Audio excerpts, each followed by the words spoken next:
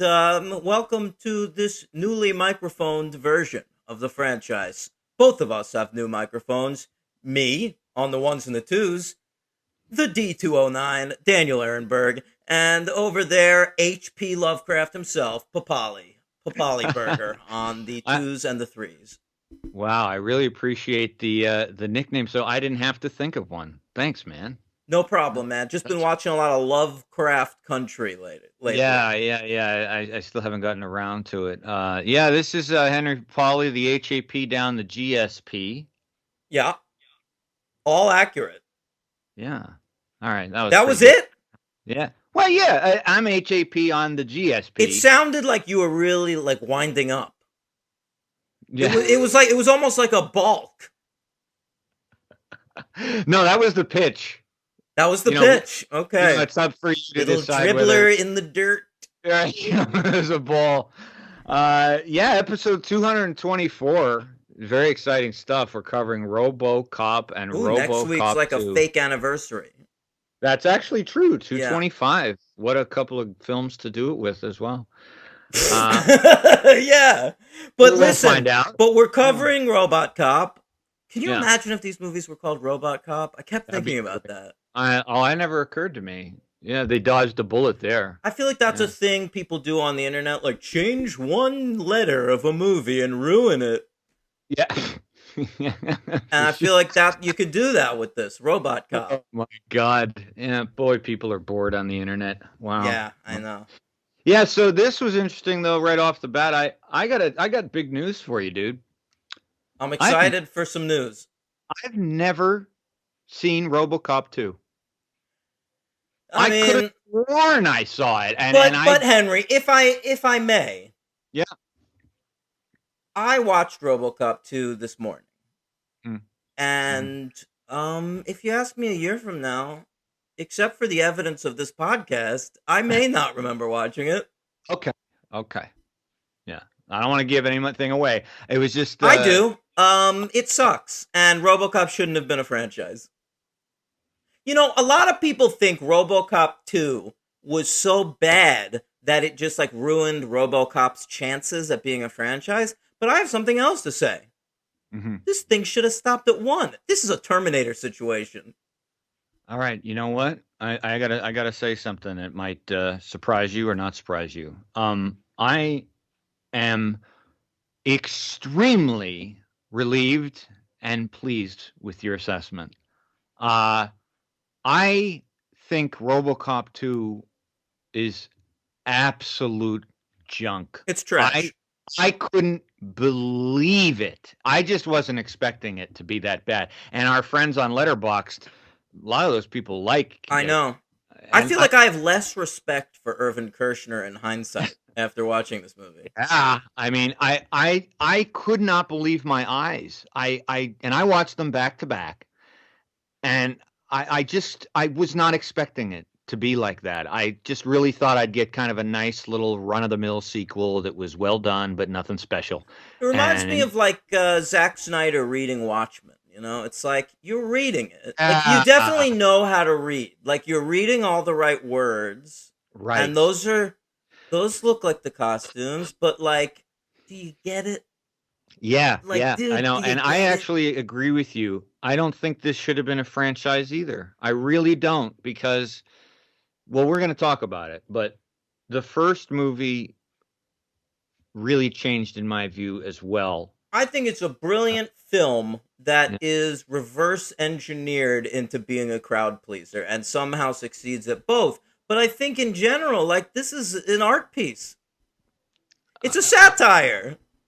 I will confess right away, then I won't save it. This movie has been around me my whole life. Came out when I was 9, uh, but I haven't seen it quite as much as I've ever seen my other favorite, action movies like Predator and Die Hard and all that. But uh, this was the first viewing I had. I was actually moved. Mm, I was emotional. yeah, it's I mean, better this than Predator.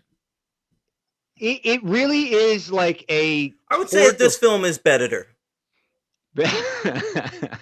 It's a tour de force. I mean, everything about it. It's just, I had no idea. I really did not. And for some reason, I had given this when I did my Letterboxd account, I had given this 4. And I don't know where that came from. Probably just because I hadn't seen it in many, many years. And maybe I figured, maybe it's not as good as I remembered. But that was an incorrect rating. But that's how I felt about Predator before Yeah, we rewatched it for the podcast. I understand that. To me, Verhoeven, I've been able to rewatch this in my life as a Paul Verhoeven fan rather than just like, I want to watch the movie about the robot police officer. And I don't that I ever had. I don't know that I ever had watched it. So that tells you how long it's been since I saw it. Because I've been a Paul Verhoeven fan for many years, but Perhaps it's time for you to revisit Starship Troopers. It could be. It could be. It could be time for me to watch Showgirls all the way through. Have you never done that? Not all the way through. What a classic. I know. I feel like I've seen 90% of the movie, but never in order. Verhoeven he's never made a bad movie. I didn't see Black Book, but I did. It's okay. I would. They're all good. Let's go through it. This is off. Do you have his filmography up? I want to see if I could do it off the dome. Okay, hang on. No, I had something else up, but I can find that. Do you want me to do it on Letterboxd or yeah, sure. I don't give a fuck. Doesn't really matter. He doesn't really do much TV, I don't think. He should. He'd be good at TV.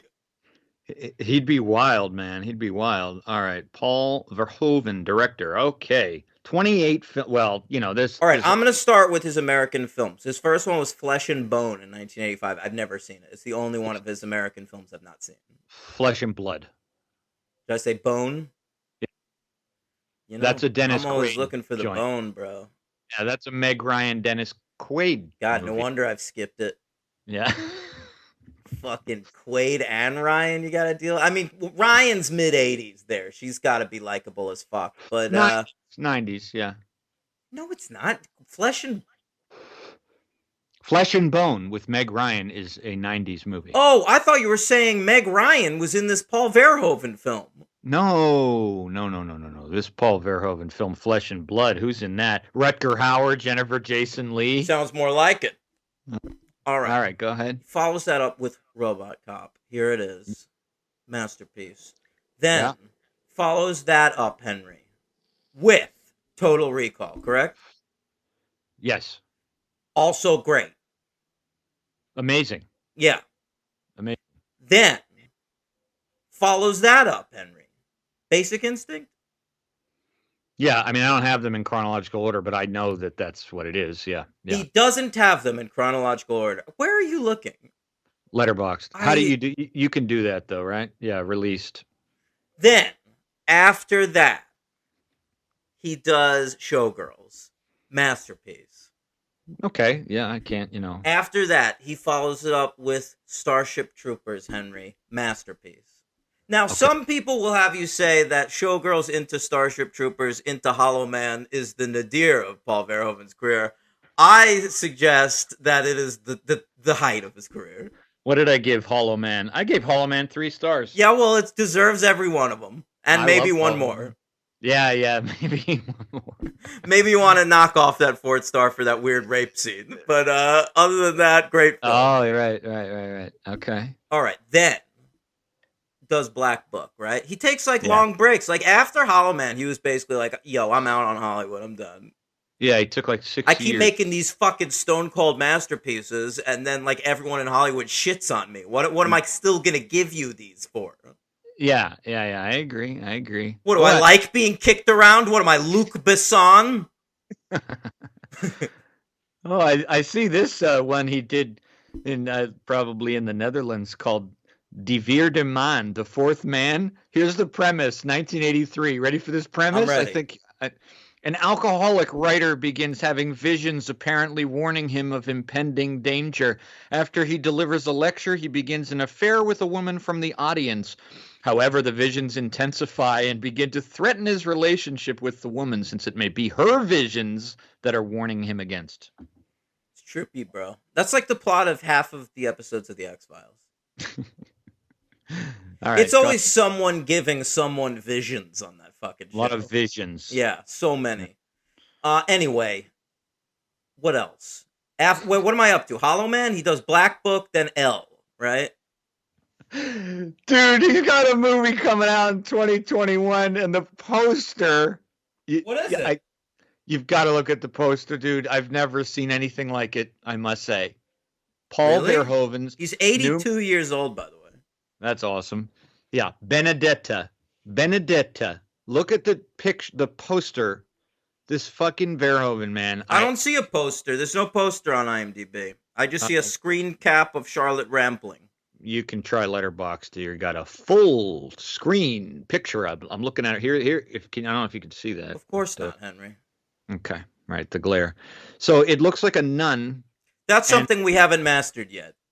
no, the visuals of No, us no, no, showing no, each no, other. no. We live in a world where we can't do anything in person. But God forbid you try to show someone something on the phone on over video. You're fucked. Yeah, it's a good point. Well, anyway, the poster on Letterboxd, if you can find it, Benedetta. It's I've worth. got it here. It's got It's a worth. nipple on it. It's flat out Yeah, got a nipple on it. she's just there in a nun's habit with her breast showing.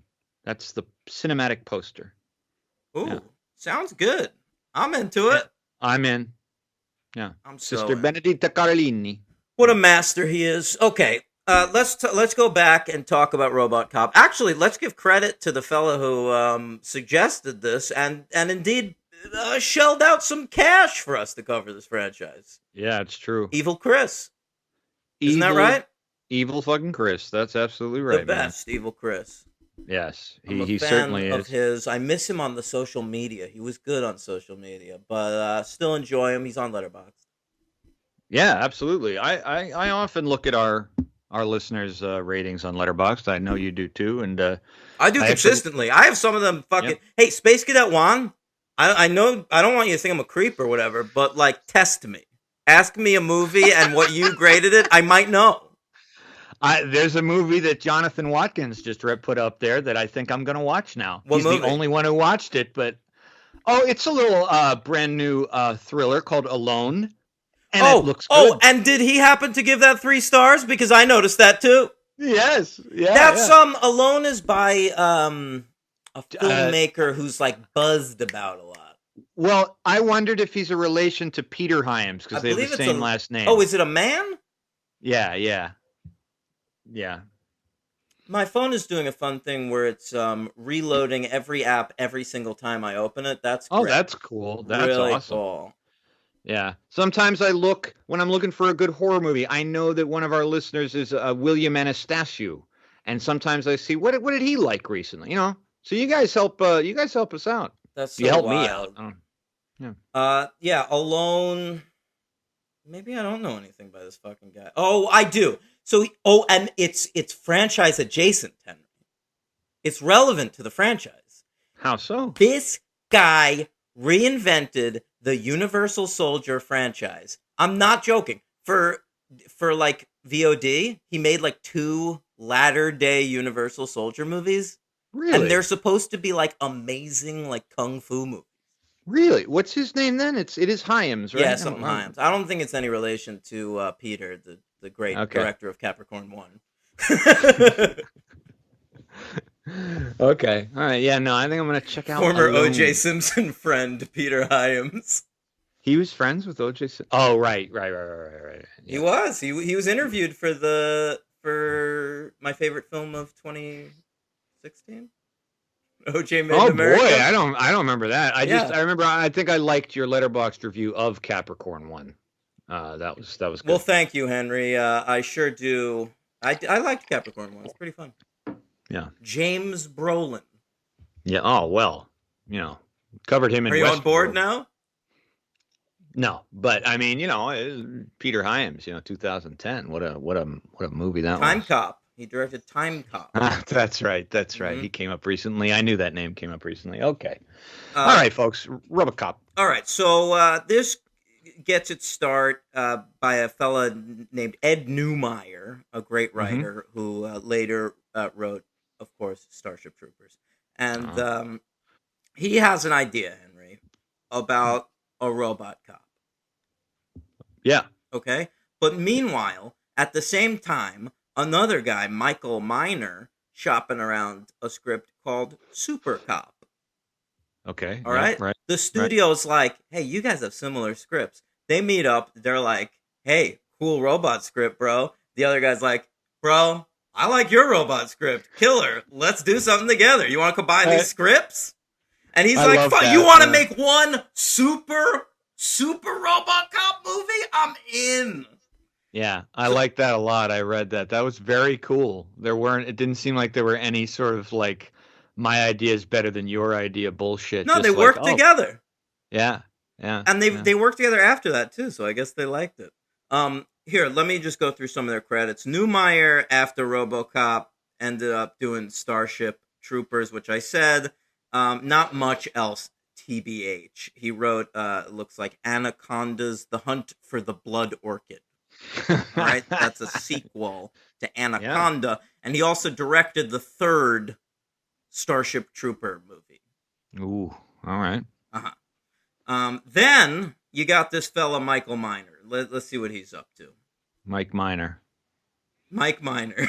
the son, the brother of Steve Miner. That's not true, is it? I don't think so. All right. Steve Miner, of course, the director of Lake Placid.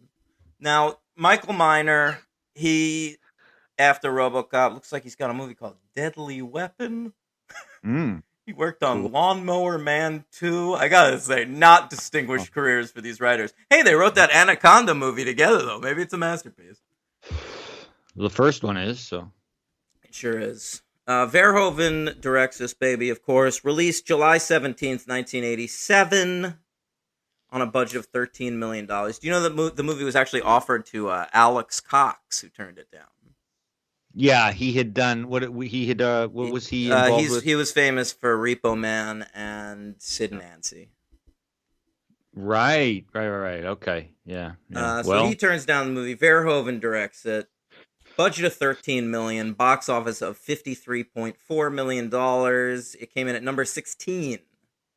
You know, 16. You think of RoboCop as being this like massive hit, but it was too smart for some people, Henry. Yeah. And probably too dumb for some smart people. Definitely. Mm-hmm. Yeah, I think so.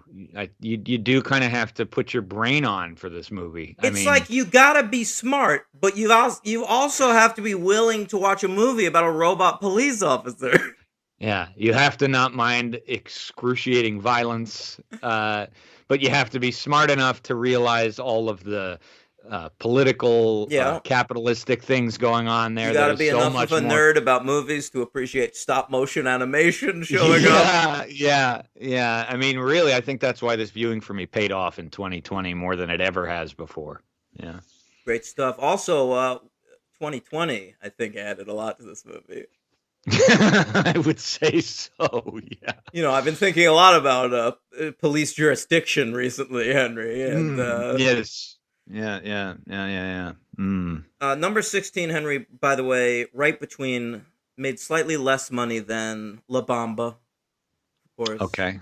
The great Richie Valens biopic starring Lou Diamond Phillips. Man, I remember when that came out. That was a big deal. What a hit. Didn't see it. I've seen it. Still. Yeah, I never did. Didn't care. Liked the song when I was 9. You know. Who doesn't? Yeah. How come they didn't follow up La Bamba? They should have, like, you know how now after Bohemian Rhapsody they're making a lot of music biopics? Yeah. How come after La Bamba we didn't see, like, Wooly Bully, The Twist? Well, you did see Great Balls of Fire. That was around that time, you're right. Yeah. Mm-hmm. Yeah. What was that, One DQ? Yeah, it's got the Dairy one good Queen himself? That's right. Yeah. All right. We have some... Oh, and it also made slightly more than Outrageous Fortune. I don't know that movie. Do you? I saw that in theaters. Describe it to me. I believe my mom and my aunt took me to see that. It was wildly inappropriate for me. I believe there was a very graphic sex scene. Was it outrageous? It was pretty outrageous. That's Bette Midler and Shelley Long, as I recall. Peter Coyote, I believe, as well. That's A all couple. accurate. How Yeah. deep can you go on this cast list? Who's number 4? Oh, I don't know if I can do past the three of them. And I think there's a director of some comedic middling note, or am I wrong on Not that? really that comedic. Like it is a director, like a that you know. It's Arthur Hiller. I mean, he made The In-Laws, I guess, but I mean, it's the Arthur love story fucking guy. Hiller. Yeah, love story. Arthur Hiller. Yeah. My favorite Arthur Hiller movie, of course, is an Alan Smithy film, Burn Hollywood Right, Burn. right, Mhm. right, right. My favorite Arthur Hiller anything is Steve Martin making fun of him to his face at the Academy Awards. It was pretty fucking funny. You I'll know never what? forget. That is great. Can I just say, have you watched I'm Thinking of Leaving You yet? No. Okay. There's an amazing moment in that movie where they're watching like a fake movie on TV and Hmm. it's like it's supposed to look like really cheesy and bad and then they just show it end and go to the director's credit before they shut off the TV and Yeah. it just says directed by Robert Zemeckis. Oh, you said the title wrong. I'm thinking of ending things. Oh, You said I'm thinking of leaving you. I'm like, I haven't seen same that thing. movie. Same thing. Yes, of course we discussed that We movie did? to get Charlie Kaufman. Yeah, we had a whole conversation. It's a Yeah. good moment. Sometimes I don't It's remember my life. I understand. I don't either, but I remember that. I thought that movie was great, and that moment was hysterical and so mean. Yeah. And I was very funny as to one of the things popped in my head was why Robert Zemeckis of all people? Like you could pick a lot of people to make Well, fun you of know what that type though? of movie. Zemeckis agreed to it. I saw his name in the credits, like a thank you Oh, credit, and so I okay. wonder if like there were other people who turned that moment down. Nah, I bet there were. That's Mhm. pretty funny. Yeah. Okay. All right, Henry. Looks like this film Robot Cop was nominated for a few awards. Oh my, I wonder what one of them could have been. I don't know, maybe the Oscars. No, no, you know I that's only said that because I know that you were fishing for the Saturn Awards. well, here it is, folks. One of your probably top five favorite theme songs. The rest of the theme songs know what they are. One of them's the Razzies. Saturn is between Uranus and Neptune. Saturn, whoa, sci-fi best of films. Now, I believe Shut Up Tim or Logan pointed out to me last week on a Patreon episode that Saturn is not between Uranus and Neptune. It actually comes I know prior that. to Uranus. Yeah, no, of course. I know that. Yeah, it's Mercury, Venus, Earth, Mars, Saturn. No, Jupiter, Saturn, Uranus, Neptune, Pluto. I There thought you it go. was Saturn, Jupiter, Neptune, No, Jupiter's closer. Uranus, So, Neptune, and Pluto. Sat- Pluto's not a planet, bitch. right. So, you're. I was. I'm high. I'm in the song. It's half correct. I'm well aware. Thank you. Shut up, Tim and Logan. Thank you though. On your astronomy lesson. What, you don't Couldn't- like to be corrected on comedy? No, it's. No, I like the interplanetary commentary. Yeah, no, They're like the fucking Neil deGrasse Tyson of this fucking podcast. oh boy, all right, I'm in trouble then. Yeah, no, it's Let's between drain out the fun right and right. explain to you what things would truly be like. Your third And in the grade- meantime, I'll be a little pervy with some girls. Yeah, yeah, it's between Jupiter and Uranus, but that didn't flow with the song. Mm-hmm. And you took creative, artistic license, Henry. Yeah. I'm not changing the song for that. Good. But- I would never ask you to. I don't No, think no. they would either. I know. Yeah. HP Saturn Awards, our favorite. Boy, did this film sweep the awards, Henry. This movie so impressive at the Saturn Awards that it could even be as good a piece of art as the 6th season of Schitt's Creek.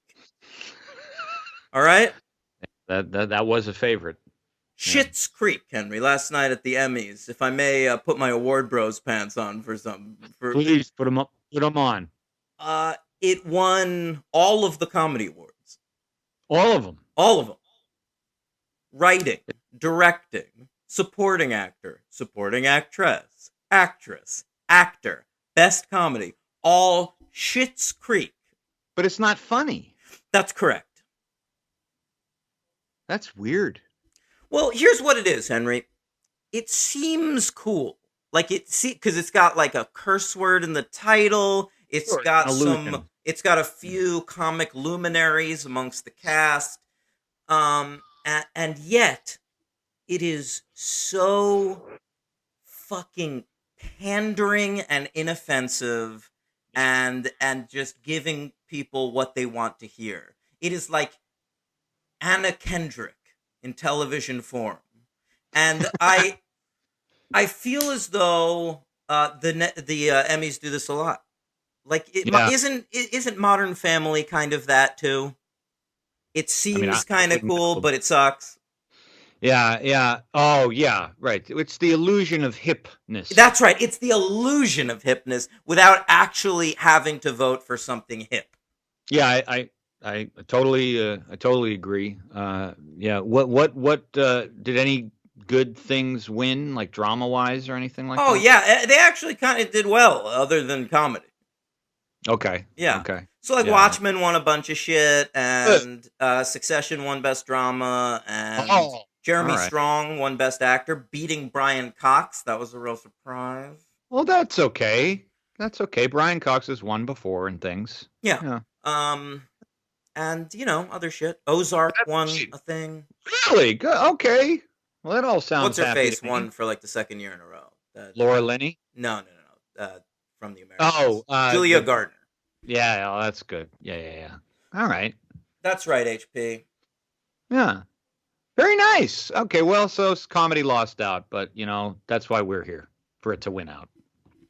We're trying to correct their mistake. Yeah, I have a few Emmy board members right around the corner from me. All right, so we'll be all right. Happy to hear it, Henry. Jimmy Yeah. Kimmel's over there. No, but I have him on my other computer. He's listening. He's watching me right now. Great. Yeah, him and Guillermo, Who's that? his cousin / sidekick. Do you watch Jimmy Kimmel? You watch Jimmy Kimmel enough that you know that guy's name? He's been on for like 20 years. I know, and I've seen him.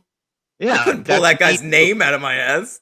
Oh, I remember shit like that. Yeah, sure. Guillermo, the funny immigrant character that we like to laugh at. Funny stuff, Hank. Saturn, this won the award for the best science fiction film. Paul Verhoeven won the award for best director. Edward Neumeier and Michael Miner won best writing. You know they like to do that. Best writing. I'm like, oh yes. One for best makeup. One for best special effects. Okay. All right, that's all the awards it won. It was nominated for 3 further awards and lost. Peter Weller, I'm so sorry to say, was nominated for the best actor of the year. Yeah. And what a performance it is. It is a performance. We'll get into it. And he lost to Jack Nicholson, Henry, for The Witches of Eastwick. Yeah. Okay. Yeah. Okay. Nancy Allen was nominated for Best Actress, and she lost to Jessica Tandy. This was, remember, it was like a Betty White thing where we were like, let's make her happy before she dies. And then she didn't die. But Tandy did die. The problem with White is she had like 20 more years left. Yeah, but Tandy still had 2 years until Driving Miss Daisy. Yeah, but then she died like right after that. She made like Driving Miss Daisy, Fried Green Tomatoes, and then, she was a corpse. Yeah, she croaked. What did she win in 87 for? Batteries not included. Oh my God. Okay. I've never seen it. I saw that in theaters. Is it good? Excuse me, this fucking dog that I tried to let out for like 20 minutes before the podcast started wants to leave the room. All right, dog? Oh. I made it feel bad. It's going under the bed. That's right, bitch. Be more obedient. Yeah. Door opening and door closing are a thing that cats and dogs think we're just there to do. Yeah. They At just any like time. they walk to the door, they put their Yeah. fucking face against it, and then they turn around and look at you. Right. I know. And I'm like, I'm in bed. Yeah. Right. My cats are out. I locked them out. I can't. Yeah. No, I don't. I will do so much for an animal, but at a certain point, the door opening. At a certain point, like I have things to do. Right. You're not even my dog. You're my roommate's dog. You're just fucking broing out in here. All right. What's the dog's name again? With the long, not interesting story about the name. I don't know the name. His name's Oh, Appa. no, His name's Appa. I don't know the story behind it. No, I know, but we joked about how it's probably some really interesting story to the dog owner, but to Right, nobody of course, yeah. Yeah. All right. It was also nominated for best costumes, Henry, but lost to The Princess Bride. else. Okay. All right. I'm enjoying The Princess Bride in 2020 for annoying Ted Cruz. Did you hear about that? No, did not. The cast did of not. The Princess Bride got together like to do like a video chat, like a reunion to like raise awareness of like voting or so, or like Black Lives Matter or something. And Ted Cruz got upset, and they were like, "Well, bitch, don't watch our movie anymore. Fuck off." Ted Cruz. He says that's his favorite movie of all time. I'm sure it is. Mhm. I'm sure he's a funny guy. I've seen his Simpsons impression. Oh my god, yeah, and I've seen his beard. That's funny. That's really good. The Oscars, Henry. RoboCop was nominated for Oscars. Well, you know what that means, folks. We get an ad brought to you courtesy this week. Customized insurance you gotta see to believe. Limu, emu, diddle diddle doo. Ooh, hey, I'll tell you what. This won a special award for its sound editing. Special award. Special award for sound editing. Something we'll never win, but that's okay. Amazing that I was saying that during that segment. Yeah. Okay. So it won that. Then it was nominated for Best Editing, Henry, and Okay. Best Sound, but it lost both awards to Bernardo Bertolucci's The Last Emperor. Oh, okay. I guess that's fair enough. Snore. Oh, yeah, Best Editing? Snore. Yeah, maybe Least Editing. Yeah, no, good point. No, I'm not. I don't even remember. How about if that I've seen joke? I feel like Gene Shalit. Joel Siegel. it. I saw Joel Siegel shortly before he died Yeah, I in the know. store. I was Yeah. bummed he was nice to me, actually, because I always hated that guy. He was nice to me too. Yeah. In the Chelsea store. He's a very nice guy. I you just know, always like- remembered that story of him walking out of Clerks 2 and being an asshole about it. Yeah, I know. Yeah. All right, the BAFTAs, Henry. The BAFTAs. All right. It was nominated for 2 BAFTAs. Hold on. The British Academy of Film, Television, and Arts. BAFTA. Sorry about that. That's quite all right. I thought you were gonna let it play then say them, but that's okay. Understandable. It was nominated for Best Makeup and Hair, and it lost Oh. to Last Emperor. You know, they like that little top knot. Yeah, definitely. Yeah. Then it was nominated for Best Visual Effects, and it got beat by Who Framed Roger Rabbit, which I'm pretty sure came out like a year earlier in America. But this is the BAFTAs. I never remember fucking Who Framed Roger Rabbit coming out, and God, I always associate that movie with 88 or 89. I don't know when the fuck it came out. Yeah, I don't. 87.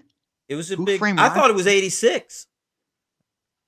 That's funny. See, it's such an Henry, amazing, let's do this iconic with film. Price is Right rules. I think it is, Okay. Henry. I know you're not a huge fan of that movie. Yeah. All right. You want to say who gets closer? Yeah. I'm going to say it came out in America I'm going to say August 17th. No, August 8th, 1986. Go ahead. I don't have a month, but I'll just stick with yours. I'll say my birthday, July 21st, 1988. All right. Now, You can't go over, Henry. So even if you're closer, if you're over, I win. If I'm over by the month? That's right. Okay. It was June 22nd, 1988, Henry. You're right. You Come win. on. You win. Well, I went over. I said July 21st. Oh, you're right. You went over. I win. Yeah. Okay, but off the record, that was pretty impressive. But on the record, fuck you. Yeah. I saw it in theaters. I didn't. I was too young. Actually, they might have dragged me, and I just don't remember. I was like a baby or something. But An infant. yeah. But I Yeah. think maybe like they took my sister to see that in theaters. Yeah, I watched it like a few months ago, and it is really the problem with that movie is the story is only okay, but the world building is really, really good, and the performances. Speaking of Zemeckis. Yeah. That's right. All right. Pop that one out between future films. That's right. Want to start talking about the movie? I feel like we should. Yeah. All right. Yeah, let's do it. Opens Let's on do a it. news broadcast. That's a Verhoeven special. Would you like to know more? Yes, I would. That's from Starship Troopers. But Okay. that's not how this one goes. Well, it's basically an exposition machine, but it's pretty sweet. And then we get a boardroom sequence. I mean, it's such a perfectly broken out story. It is. I feel like you can tell when someone thought of a character and they're writing a movie around a character, which is what definitely. one might assume a robot cop movie could be. Yeah. And even the ads themselves are very funny, and they still work. They're not. I don't care. They're not dated in any way. They're just funny. They have the perfect blend of like the people acting in the ads being like serious, but the ads are also funny and ridiculous, and the way they're even filmed is perfect. They're good because they're authentic to the era. Yes, Like, exactly. It's a perfect amount of artificiality. Like Yeah. it's almost like it's slightly turned up just to say like this is fucking stupid, right? It's not that much stupider than what you're watching on a normal basis. Completely, and I think that's a theme throughout the entire movie. But yeah, so do we go right to the? Do we go right to the boardroom? I feel like we go right to the fucking board. Yeah, we do. I think we Because- do. That's what I'm saying. Like another movie would be anxious to get to Peter Weller so that we Right. can get the origin out of the way. This movie's got a fucking story to tell, bro. Yeah. Yes, it does. We All got right. the great Ronnie Cox. We got Miguel Ferrer. We got. Speaking of listener Space Cadet Juan, his Yeah. review of RoboCop 2 on Letterboxd, which I read today, Yeah, I read that. referred to RoboCop as having a really good rogues gallery until the second one. And I was like, how could it have a good rogues gallery? It's one fucking movie. But then I thought about it, and you introduce different threads with like Ronnie Cox, Miguel Ferrer, Kurtwood Smith, that guy from fucking ER. It really kind of does have a good rogues gallery. Who's the guy from ER? The old magnate, the older guy. No. That guy's great too. The guy from ER is the bald one who's in Kurtwood Smith's crew, who RoboCop runs into like robbing a gas station. The toxic waste fella. Yeah. Oh yeah. I All want to say a point. I want to say this point because I know I'll forget, and I was thinking about it when I watched the movie. I had one interesting dilemma when I was watching the movie. Now, I was reading all about, as I'm sure you have or you already knew, all the different sort of cuts of this, because when it came out, they were getting slapped with an X, and so Verhoeven did some stuff. Now, it's very interesting to me because my recollection of this movie must have been because I saw it when I lived in Canada, where their restrictions on television are far less than they are here. And I recall specifically Peter Weller's death scene being far more brutal. And of course, I was right. So I don't know what we got to watch. I assume we got to watch the rated R cut, but it traumatized me. I'll never forget, as long as I live, that scene from RoboCop was very, very traumatizing to me as a young kid when he gets just the shit blown out of him. And it's far more graphic in the cut that I saw as a youngster, and I don't, even but maybe subsequent that's years. not true, bro. Maybe you were No. just a youngster and it affected you in a way that it doesn't now. No. But I read But and I read. confirmed it. But I read and confirmed that like all the shots of him getting blown to bits were definitely like they had originally been elongated. You get to see his But arm was that getting like. released?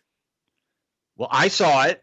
I mean, that's what I was waiting for, and it just didn't happen. And then I believe it got released on subsequently, like later. I think this is And spurious. Somebody let me know. it's not spurious, man. You can just read the wiki page about the DVD releases and all that, and he includes all of it I on skipped that section. the Blu-ray and all that. But anyway, he had to cut a lot of stuff, but he just trimmed it down. But that was the sequence I remember more than anything, and it's still very brutal, obviously. But I mean, you never saw that version at all. You don't remember that at all. I have no idea what you're talking about. Like, I've watched RoboCop. It's been the same movie my whole life. Yeah, I'm just pretty sure it hasn't been for me. But email at me if I'm making that up. But I don't think I am, because it does seem to I think exist. you were in just several... like a fucking scaredy cat. You were just a little bitch when you were young, when you were like 10 or whenever you saw this. I was like 10 years old, so Yeah. Take it easy on me. Like to rip on you. I would have bullied you on the playground then. Yeah, I would have kicked you in the nutsack, man. Well, I would have fucking cried and told on you. I believe that. That's true.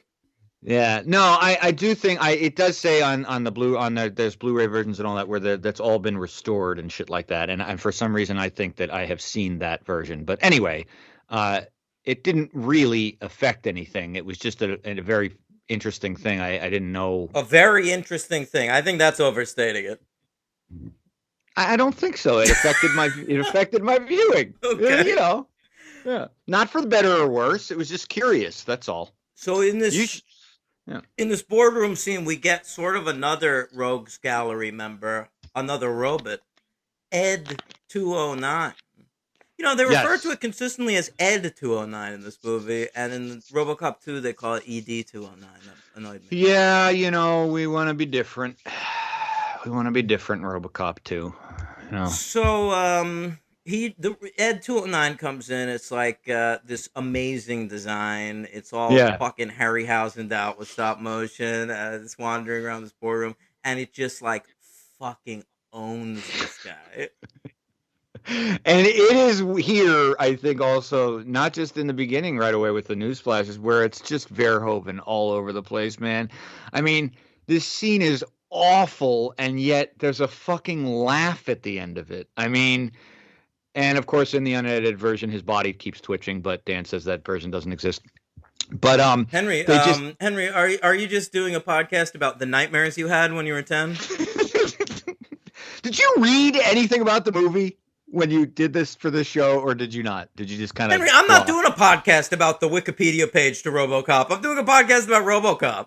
Yeah, but we always talk about things that might have been. We did it with The Exorcist. We did it, things like that. So that's what I was curious about. I actually wanted your input. I've never seen another version of this movie. Like The Exorcist, I could at least comment because I saw that when it came out. That's all I wanted from you. You only had to say that. I also don't believe it exists. Okay. All right. I'm going to bring it down. I got to bring my voice down. Yeah, you do. It went up. Now it's going to go down. So what is the line after Ed 209 kills that guy? Is Hurley I'm going to remember a line of dialogue? Hurley, he says, like, right after the guy dies, he looks at Ronnie Cox and he just says something like, "Dick, I am very disappointed in you." Well, yeah, it's considered, like, it's not really a tragedy. Like, the bigger tragedy is that the robot malfunctioned. The product is not working. It's insane. Yeah. And so Miguel Ferrer takes this opportunity. That's right. To pitch his idea, which is RoboCop. That's right. That's the great Miguel Ferrer, by the way. Who I saw once. Great Miguel Ferrer. Yes, who I saw once when I was walking in Central Park with my girlfriend. Did you say anything?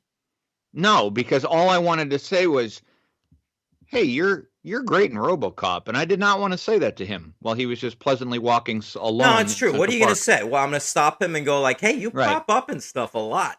You're right. Well, that was the other thing. It was like, I know you from something. Is Well, that Leviathan? I would have brought up Twin Peaks. That would be my go-to with him. Oh, yeah. Well, he is amazing in this. And, I mean, that's the other part about this movie you were talking about with the writing, right? Because shortly after this boardroom scene, some things happen, obviously, in between, which we'll get to, but you have villains against villains, too. Like, you have Ronnie Cox mad at Miguel Ferrer. And so then they have their own scenes together. The movie is confident enough that our attention will be kept by watching those two actors in a fucking bathroom. Of course it will. Of course it will. They're great like, they specifically cast. I mean, every actor in this movie is fucking electric. Like, Yes. You want to watch them. Like, I'd watch an entire movie about, like, Bodeker's gang. Yeah.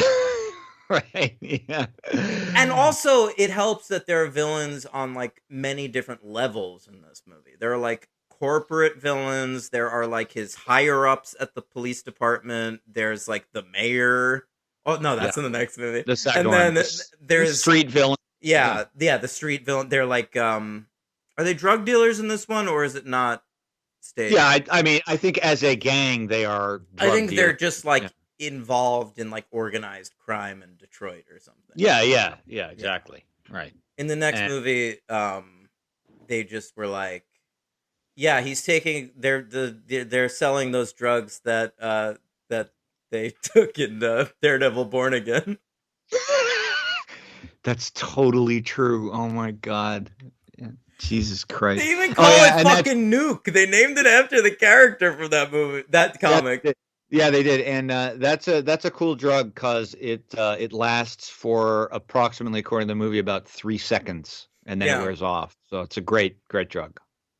Yeah, it's sort of like K2, except only for 3 seconds.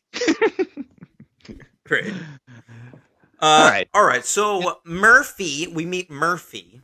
He's do we ever really see him at home? Maybe just like for a second, right? No, just that's all flashbacks, man. First time we see him, he's basically just pulling up to the precinct, his new precinct. He got transferred to the shitty end of Detroit. I guess I'm fine with that. Oh, that's right. He's new at the precinct. So like Nancy Allen is showing him around and shit. Yeah, I think it's okay. I didn't remember that either watching it. I thought we got introduced to his family, but we do not.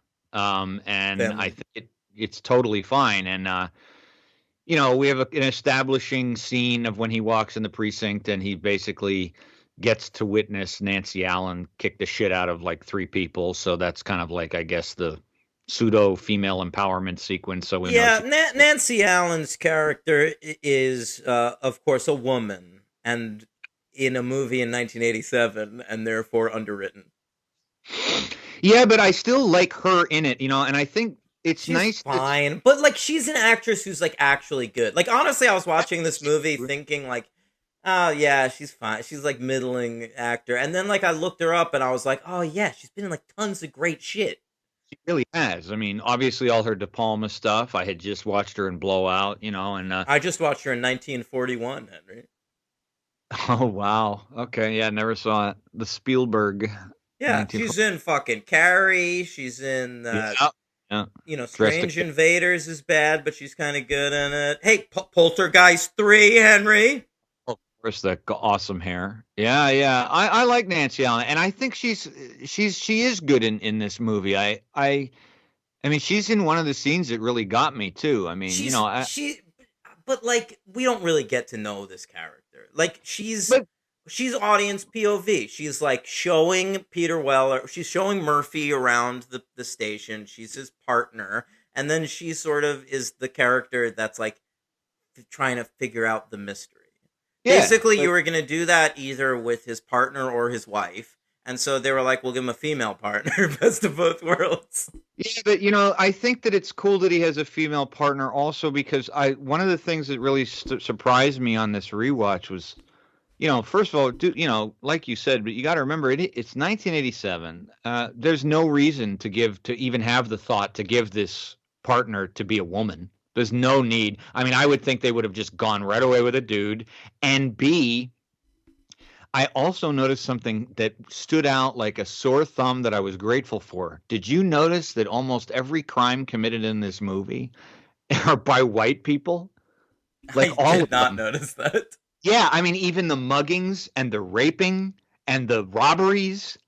I mean, it's pretty surprising. And I wonder if that's because it's Paul Verhoeven and not some stupid Hollywood director who's just like, we got to get a black guy for this and a Mexican for this. It's pretty Yeah, weird. right. Yeah. I mean, he probably just like it's not really about that this movie, No, and so like they might have just but it's unusual. yeah, no, but it's a good point. Like because it does add something like a different element to watching the movie if it's like RoboCop walking into a gang of black dudes and gunning them down.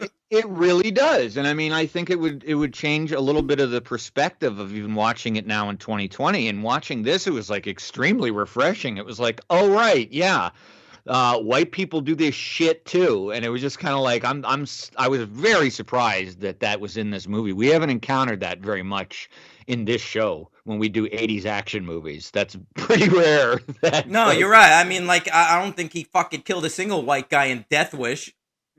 Right, exactly. Maybe the giggler. Yeah, right. But anyway, so yeah, Peter Weller gets introduced, and almost immediately, I believe it's his first day. I think it's his first day. He gets in a car chase that is a very good car chase. By the way, I'm not a fan of car chases. Here's how you get me to be a fan of. Here's how you get me to be a fan of car chases. You take a henchman, you throw him out of the car at another car, and say, "Can you fly, Bobby?" Here, Bobby. See if you can fly. I worked a little bit on my my Kurtwood. That sounds nothing like Kurtwood Smith. That is a bad impression. I have 25 kilos here, Bobby. See if you can get a better deal somewhere else. You need to watch yourself some more of that 70s show and really hone that. It's funny. It felt like I had it 2 nights ago, and I think the pressure of on air. It's too high pitched. He reminded me of Bill Hader, like doing his like Vincent Price. That's what Kurtwood Smith reminded me of. So that's what I was kind of going for. I mean, I love Kurtwood Smith. What a weird looking guy with such an enormous head. He looks like he played fucking Brainiac. I with no makeup. So yeah, he's so good, dude. And I mean, yeah, you're right. They toss the body out in the car, leads him to this awesome set design. The fucking another movie with great production design. They go to this fucking. It's okay. It's like a factory though. There's too many factories in it. No, but it's very almost. I actually thought of the production design in Batman, the Tim Burton one. It reminded me of like that kind of. It's almost like futuristically gothic, and it's just an abandoned factory, but it looks something like it would not. On the outside. One thing I like about it is it looks lived in. Like on the inside, It looks like they've been there for a while, which they didn't. That's attention to detail that they did not have to do. And so RoboCop comes in, he fucking kills motherfucker. Well, he doesn't. What? He fights the ER guy, right? Well, Nancy Allen gets knocked on her ass real quick. Oh, right. She like gets kicked off of a tall structure. Yeah, by the hyena laughing African American fellow. That guy's good too. He's the giggler of this film. That's correct, the giggler. And then Peter Weller thinks he's got colorblind casting on the giggler. You gotta love it. Verhoeven was really a liberal. Then he's got the upper hand on the ER guy, I'll call him that too because I can't remember his name in the movie. And then all of a sudden, oh man, I'll try and find his name. Dreadful feeling. It's just like there's just something so menacing about that sequence when he's just trapped around all those guys. And I know it might feel like I'm over being melodramatic, but it really is scary. Like he's got nowhere to go. The way that Verhoeven directs it is like the camera is kind of tight. And so there's Nancy Allen's not going to come to the rescue. And you just wonder. You kind of hold out hope. Sure. Because she's around. She's not dead. And they cut back to her a couple times, sort of like trying to pull herself up. Yeah. Right. And then basically they just quickly torture him, and they blow his hand off, and that moment is great. Like, it's that unbelievable. is brutal, that hand thing. I Yeah. mean, it just, like, they don't even blow it off. Like, they shoot it with, like, a shotgun. So it just sort Yeah. of, like, turns his hand into gristle. Yeah, it's awful. Yeah, and that's, I believe, and then then he gets up, kind of stumbles around, and they just keep shooting and shooting and shooting and shooting, and then Kurtwood Smith basically says, fun's over, and then shoots him in the head. All right. And then they decide they're going to make Murphy RoboCop. He becomes Correct. RoboCop. I checked what time it was. Here's what I like to do, Henry. Sometimes when I'm feeling like a script has itself figured out, I will, when big plot points come or big characters are introduced, I'll check to see what time it is, and it's almost always like a flat, like, we're doing this now. Like, it's perfect. Yes. It's like perfectly structured. And Can so I I guess? did that. Yeah, go ahead. I want to say 45 No, minutes. 30 flat. 30 flat. 30 flat, baby. Wow. So This they get movie's a lot only, in. by the way, this movie's only an hour and 40 minutes. Yeah. Which means a lot to me, especially after watching the bloated ass sequel. And 30 minutes. You knock it out. The origin's 30 minutes long. Now he's fucking RoboCop. They get a lot in 30 minutes. I know. You've met every character. Yes. I mean, that's unbelievable. I didn't realize that. 30 minutes. Wow. Very well done. Yeah. Yeah, and the transformation to RoboCop is also just amazing. I love the POV of him. Yeah. I mean, he basically gets shot, and then the next time you kind of see anything, it's through that screen of eyes he has, right? Yeah, with like the doctor or whatever it is drilling the sort of vision board onto his face. Yeah, and then you get to hear Miguel Ferrer. Well, you see Miguel Ferrer like lose the other arm. Yeah, yeah. So that's right. The one doctor's like, "Hey, we managed to salvage an arm. His arm's working." And Miguel Ferrer's like, "No, we want this guy to be a robot cop." Right. Yeah. I mean, it's really amazing. It doesn't tell you too much, which I feel like a movie today would do. It would tell you what part of his body is still there. It leaves you guessing, If this was a movie today, there'd be some sort of fucking joking. It'd be like a comic relief fucking Q figure pulling this guy aside and like, and your hands have fire blasters in them. Yeah, they would explain to RoboCop what's going on after he wakes up. Yeah. Propelling this will enable you to have an M95. Well, they did redo RoboCop. I saw it in the theaters, and we'll talk about it next week. Oh, yeah, I have not seen it. All right. Yeah. He's given 3 prime directives. A great idea, too. Yeah. Yeah, perfect script idea, Henry. This is serve the public trust, protect the innocent, uphold the law. And a fourth corrective. There's also a fourth corrective, of course, which is that he can't kill members of the corporation that sort of put him a member of OCP, and it says very tantalizingly, Directive 4 classified. That you do not know what the fourth directive is for the whole movie, and I didn't either because I haven't seen it in a long time. It's set up, baby. Perfect setup. Yeah.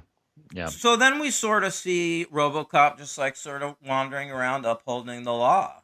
I love it. And it's, that sequence of him just driving around, I mean, that's what I always just kind of want out of like a Batman movie or a Daredevil movie. I just put me on night patrol for a little bit. Yeah, let him patrol. Let him just go out and stop some menial crimes. It doesn't have to be everything the big catastrophic plot. I always like that about Buffy. Like, every episode of Buffy would just be her, like, the first 10 minutes of the episode would be her just, like, wandering around the cemetery. Like, hey, any fucking vampires rising tonight? And that's how it should be, man.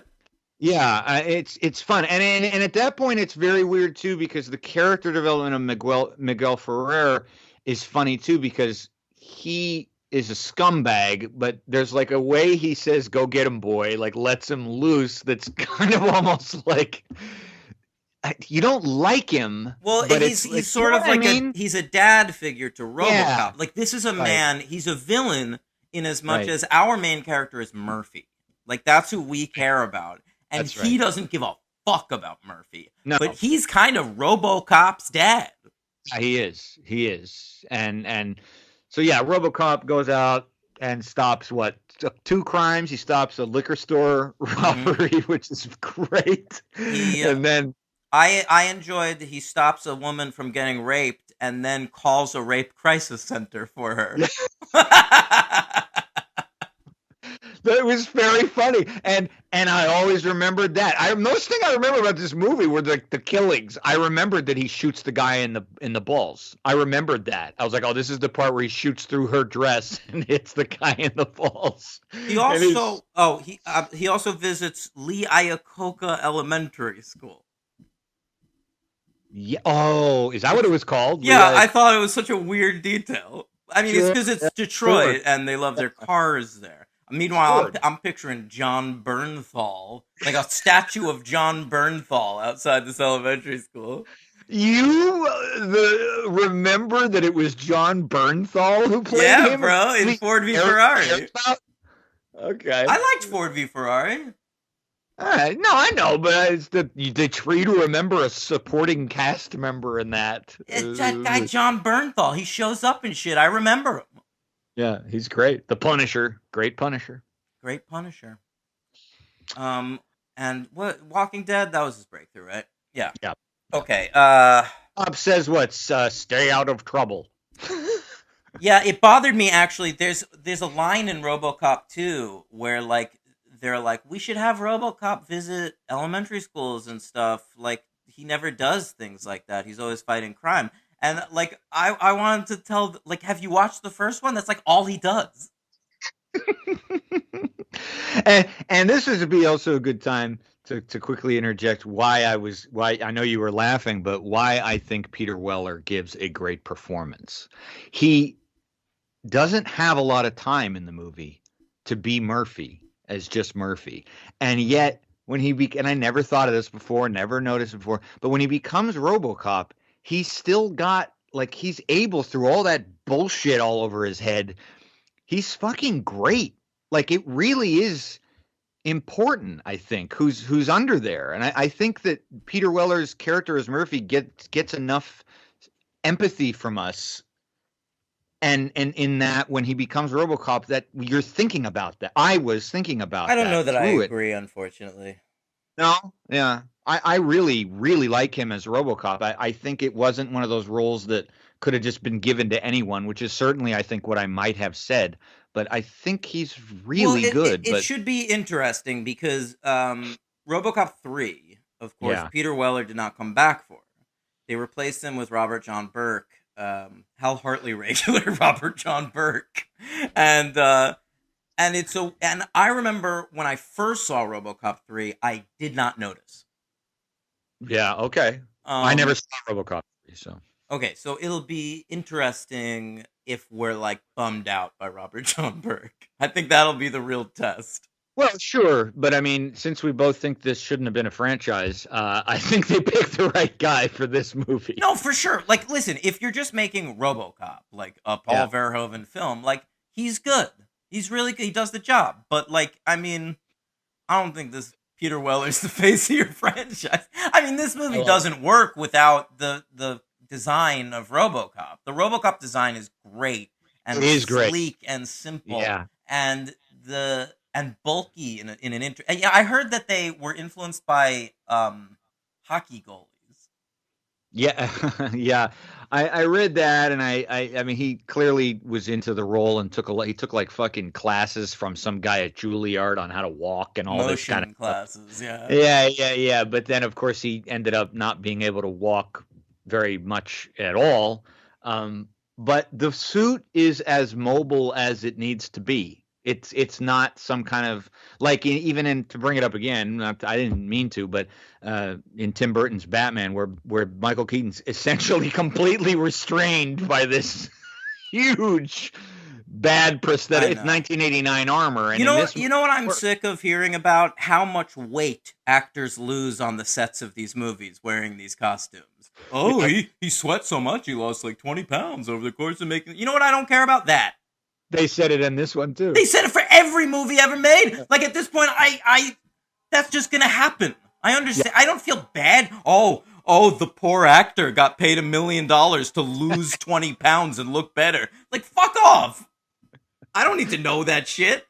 You know, I got to play Batman, you know, which was cool and everything, but you know, I kept sweating, and you know, here I am, just getting laid every night. I got everything in the world as my oyster, but man, does that suit get Now hot. I'm thinner and better looking, and I'm Batman. I mean, God, my life is so difficult. You know what I don't want to hear about anymore? Like you with the sweat. I better don't quit need- this franchise and make Multiplicity. Go ahead. I don't need to hear any more about how the Batman suit or any other suit needs to have a zipper so the actor can go to the bathroom. I don't need to hear anything about actors going to the bathroom. You know what else I don't care about? You can't turn your head that much. Oh my god. Oh my god. That's such a constant. That's You're such constantly hearing about that. constantly. So much to the point where in The Dark Knight, there's literally a line they just put in the movie where Morgan Freeman says to Christian Bale, he goes, "You want to be able to turn your head." And Christian Bale's like, "Yes." Because it's one of these, like, fun facts about movies that, like, transcends being that to the point where everybody fucking knows about it. Yeah, you're right. Yeah. It's not I know. fun anymore. Yeah, it's very silly. But anyway, it's good call on commenting on the design of the suit, which of course could have gone real awry, and it's really badass. It's very cool. So I mean, it comes at the movie really culminates. The whole third act, or really the middle act, is him like being RoboCop, and then learning more about himself. He like breaks into like a police facility and like looks at his file. He's investigating his own death. Actually, the scene where he's walking around like the sort of skeleton of his house. That's amazing. That's an amazing sequence. I think that all the stuff with the wife flashbacks is great. And two of the moments that really got me. Dog, you back at the door, huh? You need to be let out? You're looking at me all fucking pathetic. Fine. Oh, he's got to let the dog. Who let the dog out? Am I right? It's fucking me. Got news for you. Do you remember who performed that song? Yes. Oh God. The 99 Mets unfortunately felt that was going to be their 99 anthem. I had to hear it a lot. It's a very Mets song. Okay. I don't remember. Who was it? The Baha Men. That's right. So as I was saying, if you don't mind, Oppa, I was in the middle of a thought. He's gone. I fucking got rid of him. Oppa.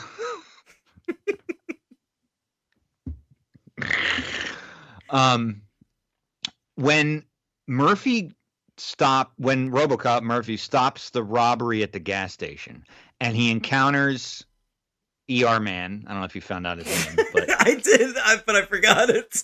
It's Emil. You know what? The character's name is Emil. Yeah, It's that is Emil. his name for sure. Okay, so he stops Emil, and when Emil looks at him, and RoboCop's going to arrest him, and he says, "Dead or alive, you're coming with me." I mean, that moment is unbelievable because that's what he said to him in the factory, and Emil looks back at him and goes, "We killed you." Yeah, it's sort of like a chaw. I know who you are. Unbelievable, man. But like the way Verhoeven takes, by the way, the incredible score. By the way, Paul McCrane is the actor. He played Robert Romano on ER from 1997, I believe, until the end of the series. Well, he's great. And when the way Verhoeven shoots that moment and then RoboCop playing it back in his screen, it's just very powerful, combined with the incredible score of this movie, which I do not want to not mention. It's one of the best scores you can have. Actually, only until season 10. Okay. Yeah, it's a great score. They didn't use any themes from it in the second one, No, inexplicably. none. But that sequence, and then when You know Nancy what it Allen, kind of reminded me of? I'm sorry. The score I actually wanted to say. I feel like it was almost like a parody of like old cop like theme songs from TV shows. Like, isn't it sort of like a play on Dragnet? oh, I could see that. Dun dun dun dun Yeah. dun. Dun. Yeah, it kind of is. It's just amped up and I feel like like in the late '80s we were really into satiring it's Dragnet. yeah, but it's a really iconic theme. I mean, it's as iconic as like Predator or Die Hard. There's like a lot. It's just a great theme by Basil Polidorus. He's That's done a Bas. lot. I know that name. Yeah, he's Greek American. And when Nancy Allen stops Murphy in the hallway too, and she says, "Murphy, it's you, it's you." You know that shit just really got me. I mean, I don't know. I don't know if you're on the same page with me with all that. I guess you've seen it many more times than me, but like that stuff just really hit me and gave the movie a lot more emotion than I ever thought it had. I just want You to know. say that I just looked up Basil Polidorus, Henry. Yeah. We have covered him before. He composed the great music for Crocodile Dundee in Los Angeles. Well, you know, No, but he's done a lot of stuff. Look, Starship Troopers, our favorite movie, Breakdown with Kurt Russell, bro. He did there you Under go. Siege 2. He's done a lot of John Waters movies. He's done Hunt for Red October. He's good. That's right.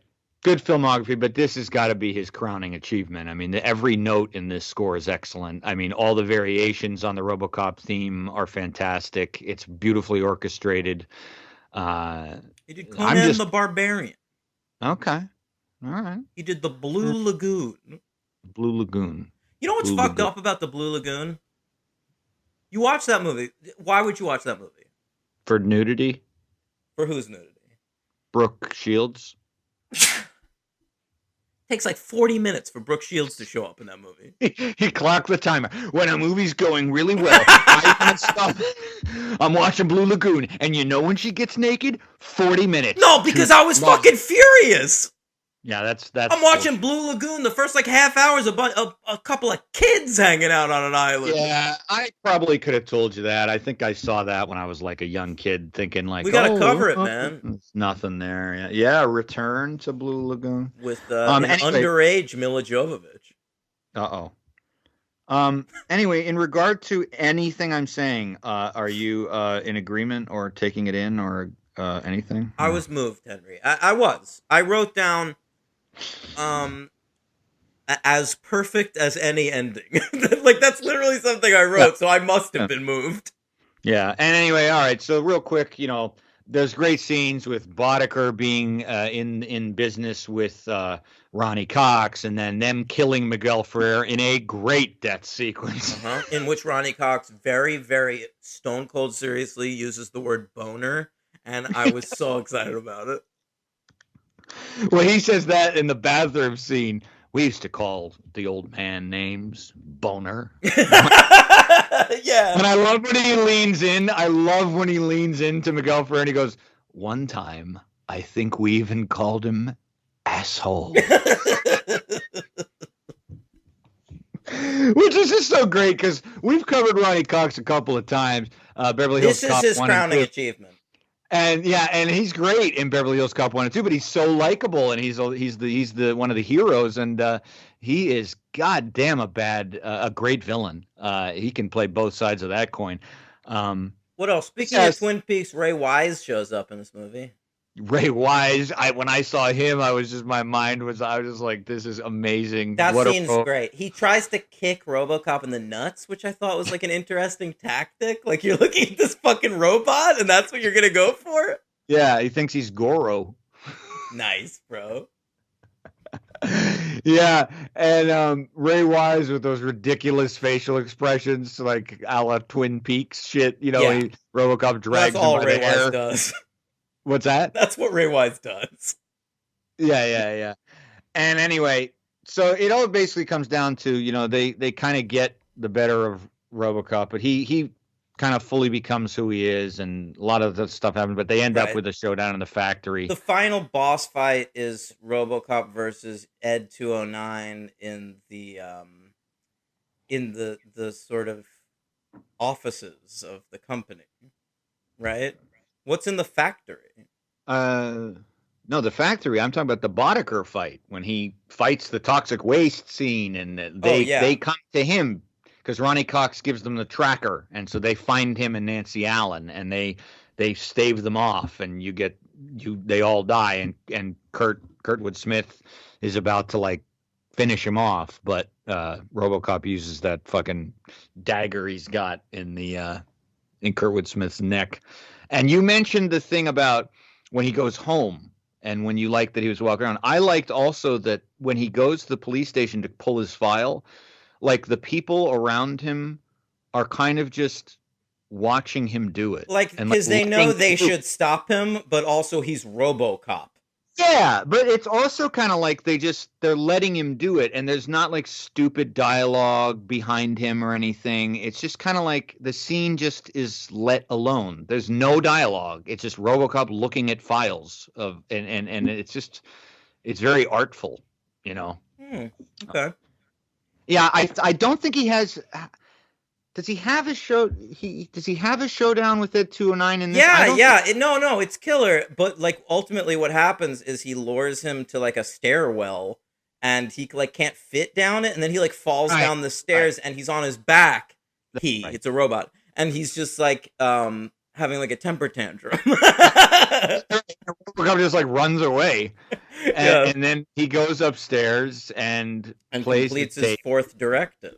Yes, and in another great moment when Herlihy says he says you're fired, and I love the timing that immediately cuts out the fourth directive. Mm-hmm. You see it from RoboCop's perspective, and then it just all right, blows time him to away. kill this motherfucker. It's so good, and then I did not with him saying that he's Murphy. That's great, too. And we get to see him without the helmet, which is, I think, an equally important design. And like that looks cool too. It does look cool, and you see him without it for a while, but not for too long. You know, not too much of it. You're saying that because there's tons of that in the second one, and it's too much. Well, I hadn't known that, when I was watching this one, but it definitely occurred to me on the viewing of RoboCop 2. What do you give RoboCop? I give this movie an absolutely unfettered 5 stars. Me too. I'm sorry. I skipped one of my favorite moments in the movie. Oh, go ahead. I said a lot of mine. It's a fake commercial for like a version of the board game Risk, but it's called Nukem, and it's just about countries nuking each other. Right. Oh, and how did we not mention I'd buy that for $1? Yeah. All right, so who's your MVP? You're not going to like it. It's Peter Weller. I mean, that's fine. It's Peter Weller, and I would have never thought that. I was really thinking, you got to go with Miguel Ferrer or Ronnie Cox or Kurtwood Smith. That's who I'm going with. Kurtwood Smith. Kurtwood Smith. He's an unbelievable villain. Mm. But I really I think Peter Weller gets it for me. I think Peter Weller's great. So yours is Kurtwood Smith, totally fine. Yeah. LVP, I decided not to give my MVP to somebody's chin. It's a lot more than a chin. Makes you care about that metal exterior.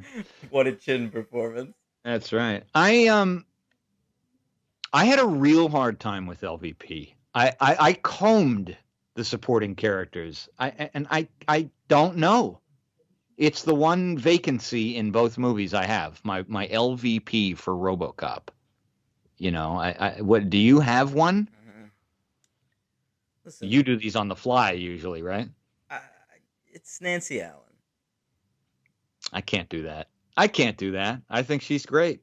You just think she's like a placeholder. I think she's the least valuable player among the cast.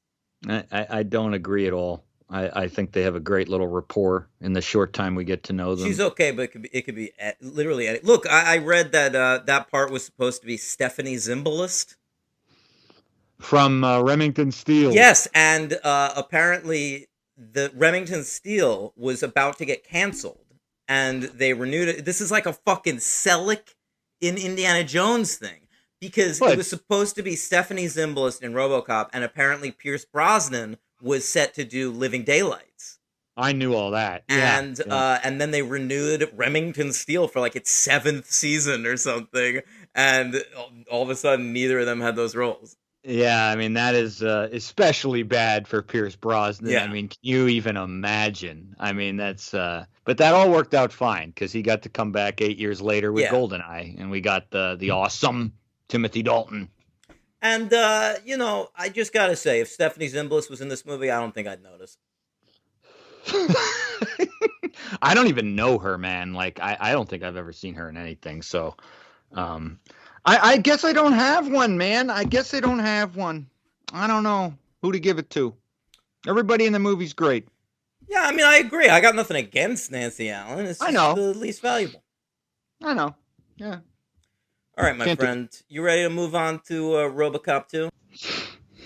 So, RoboCop 2, it comes out 3 years later, 1990. Verhoeven's got nothing to do with it. He did Total Recall. And this comes to us from director Irvin Kershner, who we've covered twice before, with That's right. The Empire Strikes Back and Never Say Never Again. And here he is back again with RoboCop 2. I think this was his final film before he Oh, retired. was it really? Yeah. Yeah, that's. I think. He you're said, right. I think RoboCop 2 has said everything I need to say with my art. Oh boy, Irvin. I don't know, man. He was also like fucking. How old was he when he did Not this? that old, man. I feel like he lived like 10 years after he directed this. Did he? Yeah. You're probably right, but he was still. I think he was born in the 1920s. So I mean, he was probably 67 or something when he did He this. died I don't at know. 87 in 2010, Henry. So There he you- was look at that. I said 67 67. exactly. Jesus. I'm good on the dates today. You are. Dates I have no idea about. Yeah. I mean, this guy. Can we say it? He's a one-hit wonder. No. He's a hack. What? Because you don't even credit him with Empire, He's right? a hack. I don't know. I don't know how much of Empire he was responsible for. I mean, he had a template. Yeah. Maybe this guy should have been a TV director. In fucking he in Empire Strikes Back, he has the template of Star Wars, and he made a great, some would say better movie out of that template. Great. Okay. He then is given Never Say Never Again to do. And he doesn't have the template, Henry, because it's a different company than the other Bond movies. He is forced to sort of create right. a new Right. visual palette for a Bond movie. And on that, I think he fails. Yeah, I mean, he's not given the benefit of any of the really of a lot of the character names. He's not given the benefit of even the fucking music. Mhm. Yeah, I don't know. I mean, but didn't he do some shit in the 70s that people considered? I haven't seen him, but didn't he do Eyes of Laura Mars? Yeah, I've and seen shit like Eyes of Laura Mars. It's okay. Okay. Yeah, I mean, I don't know, man. Those Star Wars movies are tricky, right? Because you just never know how much Lucas is lurking around the set. I think ultimately it's Luke. I if anything, like the most credit I could give Irvin Kershner for this movie, for Empire, is that like he's like Tobe Hooper on Poltergeist. Yeah. Yeah. Like it's his movie, but there's another guy roaming around telling you what to do. Yeah, I don't know. I look, I don't really care if you Bit of want a to call it cuck, that. Irvin Kershner. He's That doesn't bother me. That doesn't bother me, man. I don't care. Yeah, I mean, Empire Strikes Back is a masterpiece, but you know, you could probably argue that it's not necessarily the direction. I don't know, and if you do argue that, you could argue who's the director. So it really doesn't matter. I think it's a gray area, you know? It's like these Marvel movies. Like, yeah, they're directed by people, but they're kind of just Marvel movies. Yeah. Unless you get one like Google. Thor Ragnarok or Black Panther. Yeah. Coogler. Coogler. Um, Waititi. what? Watiti. Sure, YTT. Watiti. All right, RoboCop 2. We got Frank Miller wrote the script, which is not a bad idea in theory. All right, he's coming off of his 1986 triumphs of Dark Knight Returns and Born Again. Yeah. I don't think he's done Sin City yet at this point. I think he's still No, but working with like established characters. But he has done year one. Of course. Well, that's also 86. He did everything he's ever done that's good in that year. Year one came out after Dark Knight Returns. I think it's 87, but whatever. I'm certain that the trade paperback might have come out that year, but the first issue or two of that series is 1986. You sure about that? I'm 100% sure. All right. You know, I'd never question your 1986 is considered like the 1939 of comic books, or like because it also like Mouse came out that year and Watchmen came out that year. It's ridiculous. Wow, I didn't even think of that. Okay, yeah. I won't question it. Yeah, but you know, I gotta say, I got nervous when I saw Frank Miller on the credits there because I kind of thought. Well, we saw where his life went. Yes. 9/11 disturbed him greatly. And he became a bit of a hate monger after that. Oh, just a tad. You were there for that event. I worked that event. In the green room, he threatened to jump out the glass pane window. I remember. This was when it was a comic book that had originally started life. It was called Batman Holy Terror. And God. It was about Batman fighting the Taliban, and then DC was like, "Can you not?" Yeah. And so he did it, and he just changed it into like a comic called Holy Terror with a very Batman-like character in it. So bad. I mean, Dan and I got our autographed free copy. We have autographed copies of that shit. But he was a fucking nut job when I met him. He was also completely wasted, but, you know, that's fine. But, I had met him previously, and he was a really sweet, normal guy the first time. He was probably, like, sober, and who knows when. And it was pre-9/11, my friend. Oh, there you go. Pre-9/11, so you met him when you were a teenager. When I was when I was in, like, junior high or something, I went to get The Dark Knight Strikes Again signed. Right. Yeah. Mm-hmm. A book which I read a little bit of in the Barnes and Noble in Pittsburgh when I was in college and said, "No, thank you," and put right back on the shelf. A book I read when it came out, thought it was an abomination, and then reread many years later and loved it.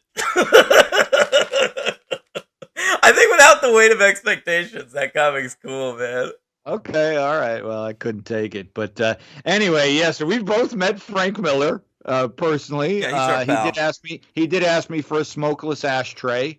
I couldn't give him one, and I just knew when I saw his name on this, I was like, I think we're going to be in for a very sort of completely the opposite, where the first movie's got parody and it's kind of a left-wing movie, honestly. This movie, I kind of figured, we're going to get a little bit more of the opposite here. Well, it's just making the subtext text. Like, the first movie's a satire about, like, ultra-violence, and then this movie's just an ultra-violent movie. Yeah, with There's so many bullets. I was so sick of hearing bullets by the end of this movie. Yeah. And it's just you got Tom Noonan, who in any circumstance would be an amazing. I was so excited when I saw Tom Noonan, and then he just gets like turned into a robot halfway through. I mean, it was so bad. It looked like something out of Lawnmower Man, speaking of that, or Virtuosity. You say that was a bad thing. Yeah. Or Disclosure. Sorry, full disclosure for Dan's opinion of Lawnmower Man. So I did see that in the theaters. Now, RoboCop 2, you've never seen. No, I have. I've seen all the RoboCops except the remake. Okay, so so I had seen 2 out of the 4. You've seen 3 out of the 4. All right. What are your memories of this movie? Have you seen it a lot? No. I saw RoboCop as a kid because like it was like a famous movie, and I was trying to see all of those. Yeah. And I loved it, and then it was like a thing where like I rented the sequels and I didn't like them as much. Actually, I might have seen RoboCop 3 first. Okay. Because like it came out, and I Sure. saw it and I thought it was good, and then I went back and watched the first one. I was like, oh, that wasn't good. This is good. Yeah. I remember when this movie came out, and it was a big thing as a kid because it was the same. Either they were released. I could be wrong on this, but I think I'm right. Yeah, I think they were released in the same month in 1990. Total Recall and this, and I remember it was Oh kind my of like god, Paul Verhoeven makes this movie look laughable. Oh, it's unbelievable. And at the time, though, I think I was like 11 or 12, and what the hell do I know? But I didn't see either of them at the time. But I remember it being like a big deal, like what was going to kind of come out on top. And I don't believe there was much in the competition. I believe No, Total no, no. Recall. Total Recall was an enormous hit, and Yeah, and yeah, this yeah. this lost money. Yeah. Okay. Yeah. This came. By the way, Frank Miller was rewritten. That you can't give Frank Miller final draft. By Waylon Green, who is a classic screenwriter, one of the great Hollywood guys for hire. I'm not joking. Oh, okay. I couldn't Yeah, tell. no. He wrote The Wild Bunch, and Oh, he okay. wrote Sorcerer for William Friedkin, Oh, one of my favorites. and he wrote Eraser, the Schwarzenegger movie. Yeah. Okay. He's All right. great. I love Waylon Green. So Frank Miller, what are you saying though? I mean, he came up with the story idea. Frank right? Miller was the guy they hired. Like, Frank Miller, you're writing RoboCop too. So he wrote it, he handed in the script, and then they gave it to a professional because he's a comic book writer, and they were like, "Can you just make this palatable?" Yeah, but there's got to be still some Frank Miller dialogue in there because there's some Oh, real there's ham. plenty. No, it's for sure Yeah. a Frank Miller movie, but I think Oh, Waylon yeah. Green probably just made it a movie that's releasable to the public. Yeah. This movie came out June 22nd, 1990, on a budget of $30 million, more than double the budget of the first one. Yeah. And it only made $45.7 million. Whew. It came in at number 28. That's not that bad, but not what they wanted. No, I just wonder, why did it not perform? I mean, there must have been anticipation. I recall at the time, in my young mind, there was anticipation for it. What was the story? What I think was it it came competing out in a busy summer. I think people didn't word of mouth was probably bad. That's kind of all you had to go on back then, too. Yeah. Yeah. I mean, everyone else was seeing fucking Total Recall and Ghost, bro. Yeah. I saw that in the theater too. This movie, it came in at number 28 at the box office for 1990, right between Steven Seagal's Marked for Death and a film we've covered on the podcast. Shout out to Ryan Rebalkin, Young Guns 2. Oh, okay. Featuring Yeah, Emilio Estevez's old age makeup. right. Henry, this film was nominated for some Saturn Awards.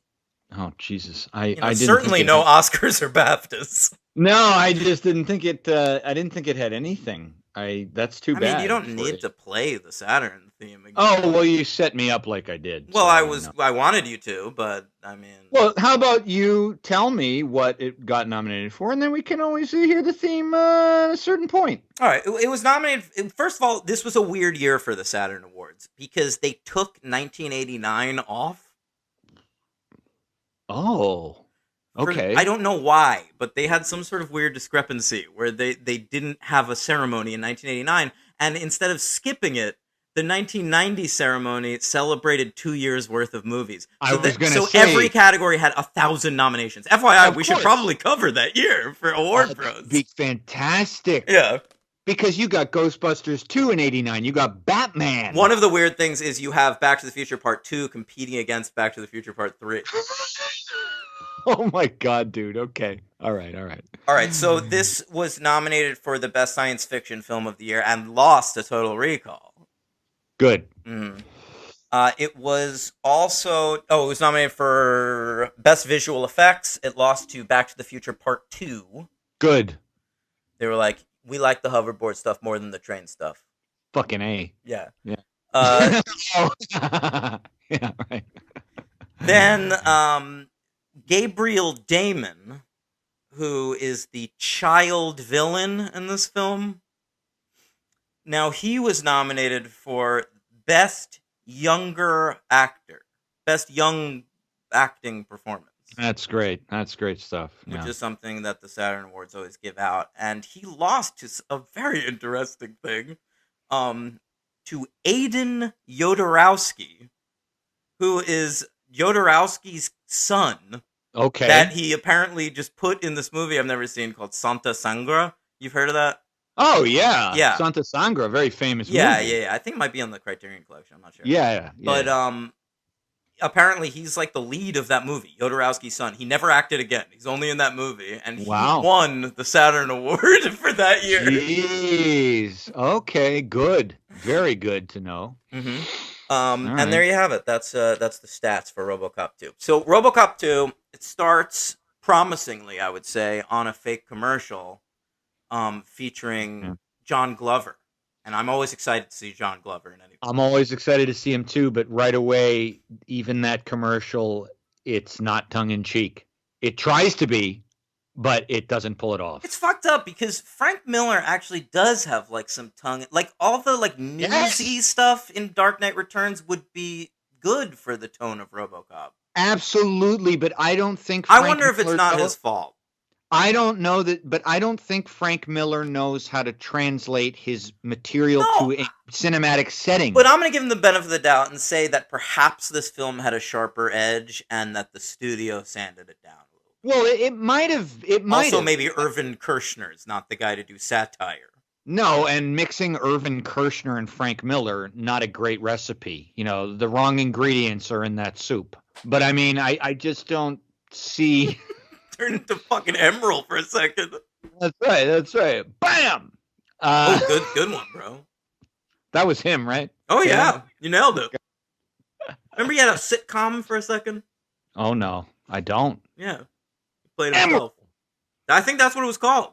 It's Emerald. Every time he walked in that living room, everyone with his family went bam. I think he said "bam" in every episode. Boy, I wonder how many seasons did that run. 7 episodes. Okay. So yeah, the commercial doesn't work right away, man. It's John Glover. It's fun to see him, but it's too extreme. It literally it's a car safety thing where the guy tries to steal a car and he gets electrocuted. I mean, it's just we get it. We've done this already, and it's not funny this time. I don't know. I'm with you. Yeah.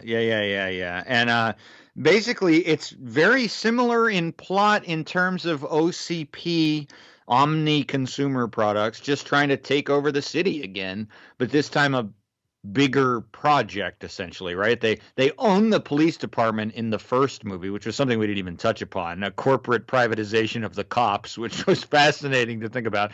And in this one, it's literally going to be a corporate privatization of Detroit, the entire town. Because they're now working with the mayor of Detroit. That's right. And or against him, however. I guess like RoboCop for the past few years has just been patrolling the city. And like, I don't is know. Nancy Allen his partner at this point? I don't know that, and I don't know. How long has it been? Because at one point, his wife drops by the police station and is like, hey, guess what? I know that RoboCop's my husband. And they're like, shut up, lady, go home. And I'm like, how long did, like, he's been RoboCop on the news. Like, don't you recognize his chin? Yeah, don't know. Talk about a sequel that is trying to semi-explain something that was brilliantly left as a mystery. You know, in the first movie, having his wife just gone is part of the tragedy of that movie. I mean, that movie is essentially a tragedy. And in this movie, trying to explain it away. And also, what the fuck? By the end of the first RoboCop, he's regained all of his humanity. He's Murphy. He's speaking more like a normal person. In the beginning of this movie, all of a sudden, we're back to a monotone, robotic. This is a thing we used to do in sequels. I've said this 1,000 times on the podcast. But well, tell me again. Now we treat sequels as though it's just serialized because everyone's obsessed with binging TV now. We just treat sequels as though it's like the next episode in the series. And so I feel like back then, when we were still trying to redo the first one as the sequel, like all we wanted to do was do the same movie twice, but bigger. Yeah. And so that's kind of what this movie is, to the point where that great moment at the end of the movie where he knows his own name and calls himself Murphy, and like that's just completely memory wiped away, and he's just RoboCop. And then like the movie ends with almost an identical emotional beat. Yeah. Right. And I mean, you're right. And I mean, I think, I mean, essentially, what are we doing? We're keeping the suit, but we're turning it blue. We're gonna assume It's a little bluer. It looks the same. Yeah, I wasn't bothered by it. It was just funny. It was just kind of a funny touch. I'm not that guy. I don't really care about things like that too much. I know a lot of people. A lot of people get real. Wrong. Yeah, a lot of people get real excited about that, up in arms. I don't really mind. But yeah, it's just the movie just has this very forced sense of humor, and it just doesn't work. Where the other movie is just kind of this hilarious effort. It knows where it is humor-wise, and this movie just, the worst parts of this movie are when they're trying to inject humor. It's just and it's just like him being good and or ostensibly good and going around and lecturing kids. I mean, it's just unbelievable. And then it's just there's a cruelty to this movie. I can't believe I'm saying that after the first movie, but if you watch the first movie and then watch this, you'll know what I mean. You have a sequence where this baseball team of fucking kids, they're like, what are they, like 11? They literally just beat this man almost to death for no reason, because there's no cops. All of a sudden, little league teams are going around. The cops are on strike at the beginning of the movie. And so, like, part of it is that, like, the streets are running riot. But, I mean, that's what we chose to show. Bit? What's that? Would you mind walking us through the plot a little bit? I watched it this morning, but I don't remember it. Sure. I mean, the cops are on strike, sort of like they were threatening to do in the first movie. The city is on debt default, so Omni is essentially running how everything works. Now, the police go on strike, and therefore anarchy ensues. And in the midst of all this anarchy, you have the parallel plot of them wanting to get this newer program on board, and RoboCop sort of old news. So in order to... By the way, the one stroke of genius in this movie is calling the replacement RoboCop RoboCop 2. That's good. That was funny. Yeah. But essentially they want to like decommission RoboCop. They don't want people to... Huh? He's old news. He's old news. They don't, because he inspires people. He makes them feel safe. They want to take that away. So they hire this, hot scientist to like deprogram him and make him do all these. You know what? To her credit, she's hot. She was okay. She didn't do much for me. I was into it. This is Belinda Bauer, is the actress's name. Belinda Bauer. Yeah, I'm looking. We'll come across her again in Poison Ivy 2. That'll be exciting. And so essentially we are shown anarchy, but we're just shown it in I'm sorry. And her name is Dr. Fax with 2 X's. That's how you know she's sexy. Oh, I didn't know it was 2 X's. Yeah, That's great. That's good stuff. And it's like a fax machine. She'll send you her idea. And she knows all the facts.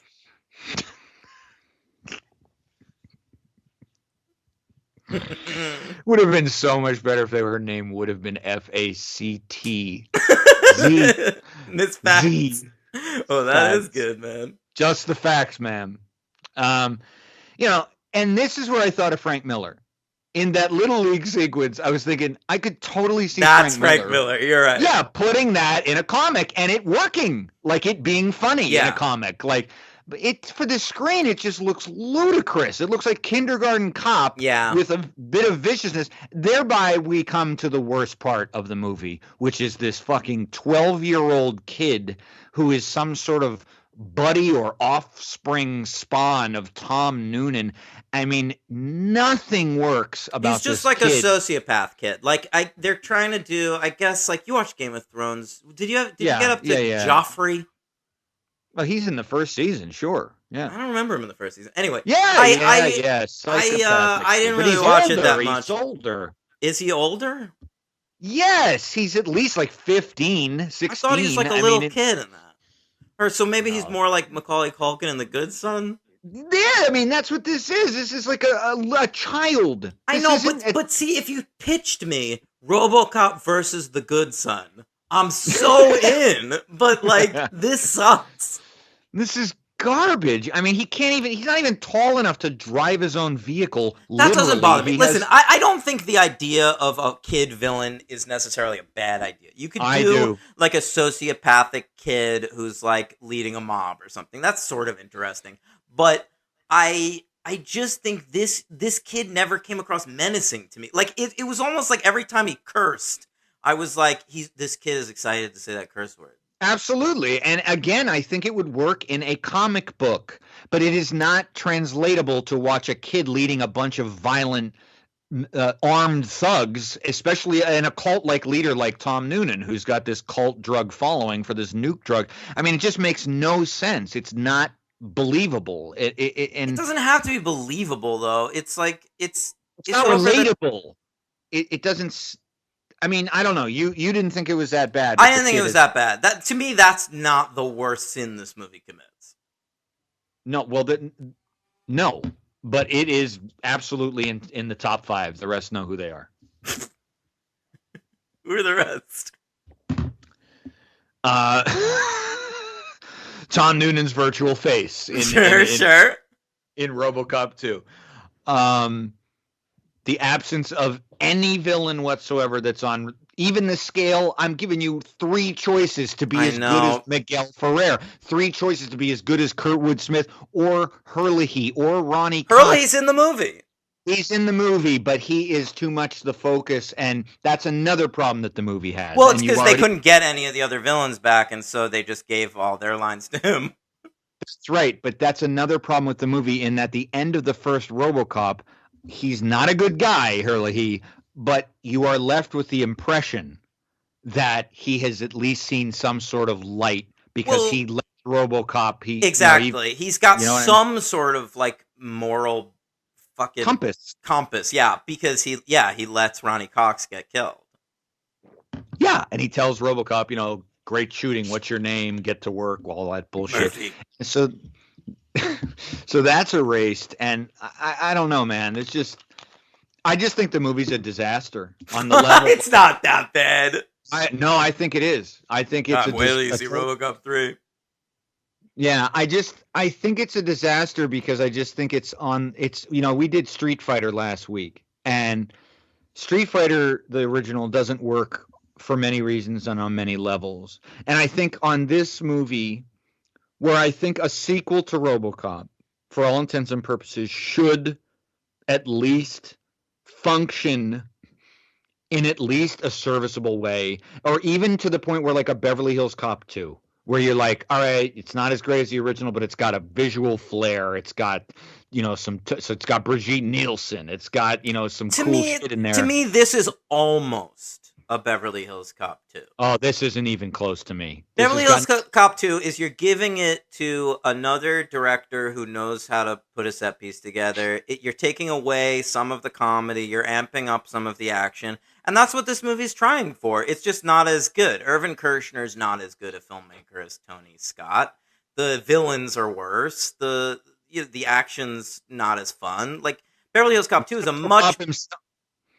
Beverly Hills Cop 2 to me is a drop from a what if you want to say it's a 5. I don't remember what I gave it, but like a 5 to a 3 versus a 5 to a 2.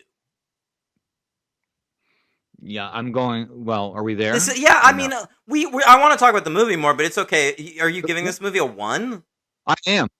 This is not a 1. 5. Listen, if you watch RoboCop and RoboCop 2 the problem is you watch them back to back, probably. Maybe it seems like this is just like a shitty version of the movie I just watched.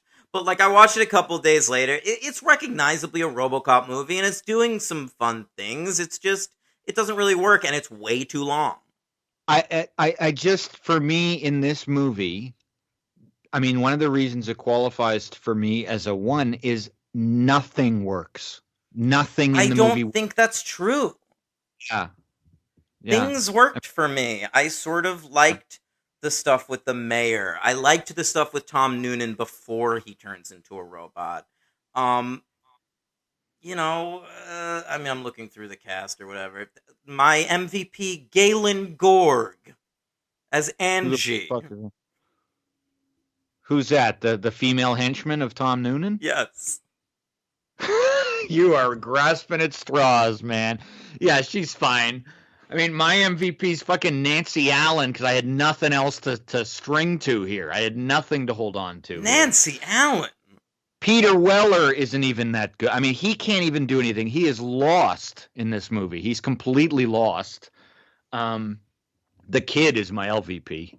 I mean, he's awful, both in concept and in execution of the performance. But I just don't think anything works. I didn't. The plot just goes on and on. The movie is very long. I thought the mayor stuff was really kind of overdone and almost honestly kind of offensive because they got like a black guy to do it and he's like this bumbling idiot who's just constantly fine. Yeah, it was just it's a wreck. This I movie's I don't know. wreck. It is a wreck. It's a For really such a high profile sequel, it should have been better. I don't know. I think it's a professionally made movie. It's just like it's not good. Well, you know what I was thinking about, honestly? I kept thinking about Predator 2. It's like that. It's like that. It is like that, but Predator 2 pulls it off. It doesn't. I think Predator 2, Predator 2 is definitely better than this, but it's much better than this. I don't think it's much better than this. Yeah, I do. I mean, I just think, Predator 2 goes in a different direction. It's just flat, man. That's all it is. It's trying to do RoboCop. It's got all the right moves. It just doesn't know the steps.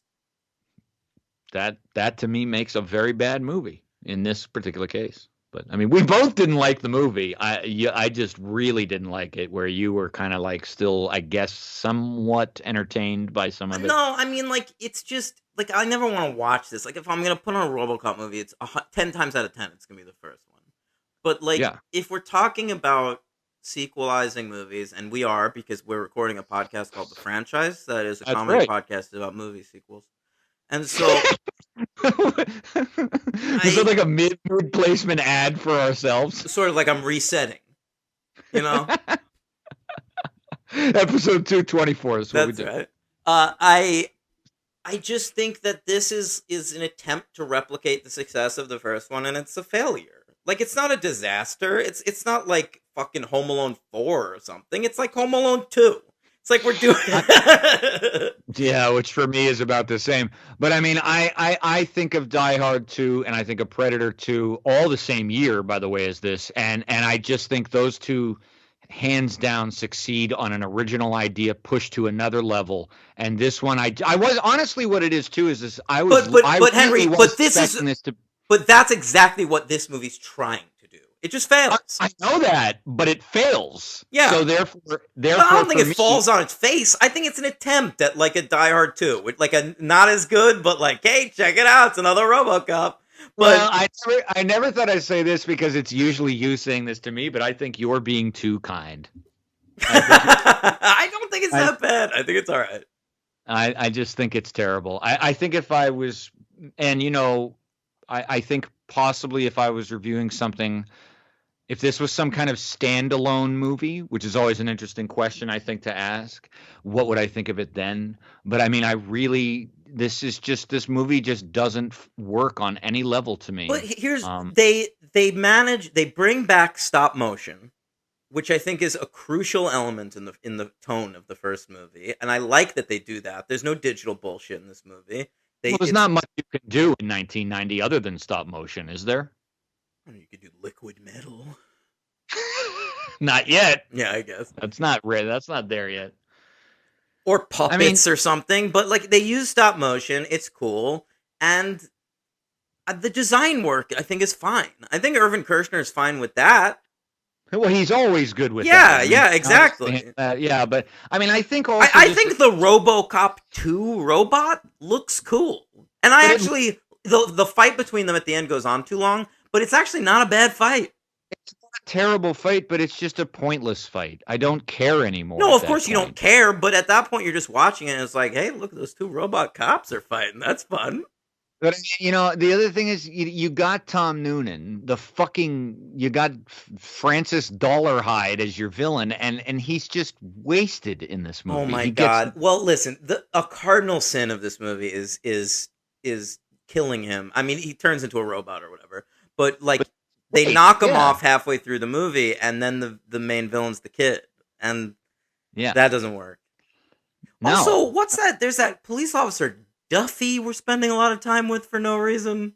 Oh my god! I mean, that was like a bad. Maybe he's my dream. LVP. That was like a bad dream. This poor actor trying his best to outact himself he's like, hey guys, I like being part of the gang. I mean, what are we doing? And then he gets vivisected with a scalpel. You don't even get to see that. Not that I wanted to, but I was so desperate in this movie. I was like, well, at least maybe we'll get to see some terrible torture. But it's one of those things though, where it's like we're bringing in a character where it's like, we're going to do just enough for you to care about him and then kill him. Yeah, yeah. It's so lazy. It's very lazy. And I mean, I think it's also... where's the script for the first movie? I feel like was beat out so perfectly. Like, it is just a model fucking screenplay. And really, this movie is messy. It's like there's things popping out from all different directions. Hey, there's Duffy. There's a fucking kid over there. Like, I'm like, what are you doing? And then they give the kid a death scene, and RoboCop like holds his hand, and so then it's almost like, oh, so the kid's not a total sociopath, because before he dies, he kind of has like a moment where he's like, hold my hand. And it's like, well, so what is he? Is he a sociopath or not? And then when they're going to kill Duffy, the kid kind of looks away and Tom Noonan makes him look. So, I mean, I don't know where this came from. It's just the strangest idea. You know what the perfect metaphor for this film is? What? Leprechaun 5. At one point, not analog, metaphor. They're trying to create a RoboCop 2, okay, in the movie, and they're calling it RoboCop 2.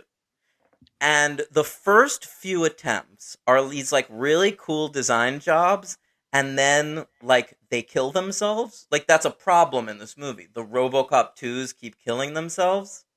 Right. And yes. Watching this movie, I'm just like, has there ever been a better unintentional metaphor for a movie than naming a character in your RoboCop sequel RoboCop 2 and just repeatedly having it commit suicide? By the way, that's got to be, I think, your review on Letterboxd. Sure. That's really good. Yeah, I agree. And I think this movie is trash. And I give it a 2. You give it a 1. Yeah. Who's your MVP? I mean, I want to go with Tom Noonan, but it's such a blown waste of It's Tom Noonan, though. Yeah. And your LVP is the kid?